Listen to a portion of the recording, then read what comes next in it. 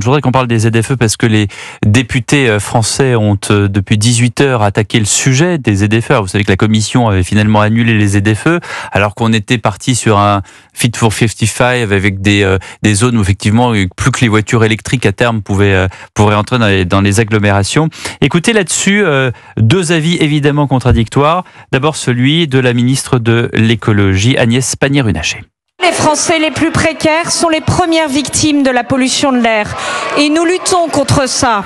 Rien qu'à Paris, la zone à faible émission a permis de réduire de 42% le taux d'oxyde d'azote par rapport à 2017. Ce sont donc des décès évités chaque année. Nous avons entendu le Parlement. Nous travaillons justement pour n'exclure personne. Chacun doit avoir le droit de circuler et surtout les plus vulnérables. Mais chacun a aussi droit à la santé. Je veux qu'on accompagne mieux les Français les plus modestes. C'est tout le sens du leasing que je lancerai en septembre et des aides de l'État pour aider les Français à changer de voiture. Alors Alexandre Jardin qui a sorti Les Gueux, ce livre qui est un pamphlet contre les ZFE, a été reçu par la ministre Agnès Pannier-Runacher sur le sujet et il raconte leur entretien sur Europe 1. C'était au micro de Pascal Praud ce matin. À un moment dans mon rendez-vous avec elle, je lui dis: est-ce que vous êtes consciente, est-ce que vous avez évalué la perte financière, puisque aujourd'hui essayer sur le marché de l'occasion de vendre une classe 3 ou une classe 4, c'est ou bien il n'y a plus du tout de demande, ou bien c'est une décote de 90%. Plus personne ne veut ces voitures-là. Je lui dis: est-ce que vous avez évalué la perte? Moi je vais vous le dire, ces 12 millions de gens sont en train de perdre entre 2 et 5 SMIC. Et elle vous dit quoi? C'est dément. Elle est devant moi dans le bureau, elle décroche son téléphone et elle appelle un grossiste de voitures d'occasion et elle se renseigne. Elle raccroche et j'ai devant moi la preuve qu'elle n'en sait rien. Elle lance une politique de destruction de milliards d'euros pour les classes populaires qui nous écoutent. Elle le sait pas.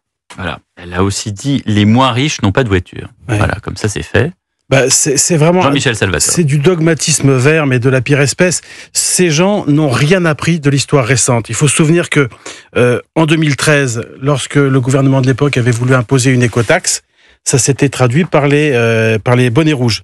Et puis en 2017, lorsque le gouvernement de l'époque avait réduit la vitesse à 80 à l'heure. Édouard Philippe, c'est une idée d'Édouard Philippe. Exactement. Contre Emmanuel Macron qui n'en voulait pas. Et avait augmenté le prix du carburant, on a eu les gilets jaunes. Et donc là, si vous voulez, ces gens-là n'ont rien appris de ce qui s'est passé. Ils ont fait voter deux lois, une loi en 2019, une autre en 2021, pour imposer d'une façon autoritaire à toutes les communes de plus de 150 000 habitants d'installer une ZFE, avec en plus une mise en œuvre fin 2024, c'est-à-dire à 1 an et demi des élections municipales. Je trouve que ce sont vraiment des décisions totalement aberrantes, irréfléchies et totalement dogmatiques. Monsieur Boutin. Et ça a beau être le camp du progrès, en tout cas qui se présente comme celui du progrès, il a des pratiques qui sont tout ce qu'il y a de plus dictatorial, et on n'est pas loin des planifications qu'on a observées chez des régimes extrêmement problématiques par le passé, c'est-à-dire que on n'a pas la prise en compte de l'ensemble des problématiques. Or, nous sommes à l'époque de l'IA, on est à l'époque où on nous fait miroiter des décisions qui seront prises avec l'intégralité des paramètres. Force est de constater que rien ne change à ce niveau-là. C'est-à-dire que ça fait aussi penser à la politique de la ville d'Anne Hidalgo. C'est toujours la même chose. C'est-à-dire on va faire passer au forceps les choses, on va vous tordre le bras, mais c'est pour votre bien.